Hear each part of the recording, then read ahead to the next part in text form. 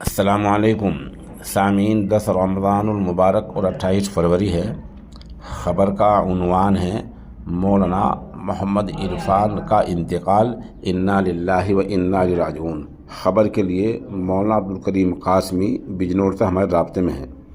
وہ بتا رہے ہیں کہ مولانا موصوف کی ان کے آبائی وطن تھے پور میں آج تدفین ہو گئی ہے، اور مولانا کی شروع کی تعلیم دھامپور نگینے وغیرہ میں ہوئی ہے، اور سند فضیلت مظاہر علوم سہارنپور سے حاصل کی ہے۔ پھر ان کی خدمات مدرسہ فاروق العلوم سہارنپور تحصیل نجیب آباد اور مدرسہ قاسم العلوم رامپورہ نجیب آباد میں ہوئی ہے۔